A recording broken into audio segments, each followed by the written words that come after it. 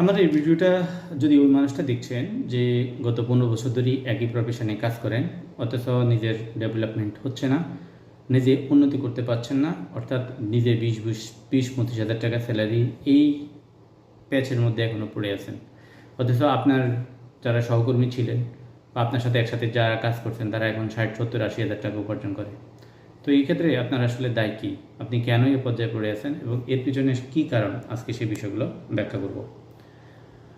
দেখেন, আপনি 15 বছর একটা প্রফেশনে আছেন, আপনার সবার আগে আমার কাছে মনে পড়ে যদি এরকম অবস্থায় থাকেন যে আপনি এই কাজটাতে অত্যন্ত আম, উম, খুব কষ্ট করে পড়ে আছেন, অর্থাৎ এই কাজটাতে আপনি শুধুমাত্র অনেকটা অনেকটা ইনকাম করার জন্য লেগে আছেন বা এখান থেকে কোনো কিছু পাওয়ার জন্য লেগে আছেন, অথচ আপনি এই কাজটা ভালো করে জানেন না এবং এই কাজটা করতে আপনার ভালো লাগে না, কিন্তু আপনি এই কাজটা ছাড়তেও আগ্রহ প্রকাশ করছেন না। খুব বড় বোকামি করছেন এই কাজটা। যখন আপনি কাজটা আপনার ভালো লাগছে না, তখন আপনার এই কাজটা ছেড়ে দেওয়া উচিত ছিল, ছেড়ে দিয়ে অন্য কোনো প্রফেশনে যাওয়া উচিত ছিল। এই কাজটা আপনি যখন থেকে আপনার কাজটা ভালো লাগছে না, ততক্ষণ পর্যন্ত মনে রাখবেন যে এই কাজটা আসলে আপনি শিখতেই পারেন নাই। সুতরাং এই কাজটা আপনি শিখতে পারেন না সেখানে আপনার এই কাজটা নিয়ে আপনার পড়ে থাকাটা সম্পূর্ণ বেকার ছিল। দ্বিতীয়ত হচ্ছে আপনার দুর্বলতার যে জায়গাটা, সেটা হচ্ছে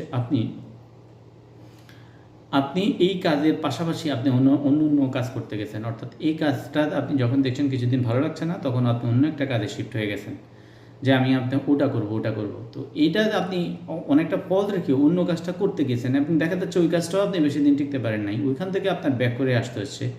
সুতরাং আপনি সময়টা নষ্ট করছেন, আবার পিছনের এই পূর্বের জবটাতে আসছেন, কিন্তু এইখানে আপনি ততটুকুই পিছিয়ে গেছেন যতটুকু আপনি ওখানে সময় দিয়েছেন।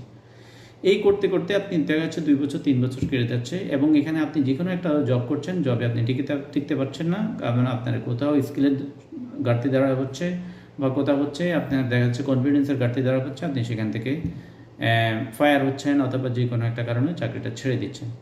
তো আরেকটা বিষয় হচ্ছে, আপনি কিছুদিন ধরেন আপনি নিজেকে ফ্রি মানুষ ভাবা, ফ্রিডম মানুষ ভাবা, কিন্তু ফ্রিডম আপনি সবসময় থাকবেন না। আপনার বয়স 20 থেকে 25 হবে, 25 থেকে 30 হবে, আপনার সন্তান হবে, আপনি বিয়ে শাদী হবে, সব কিছু।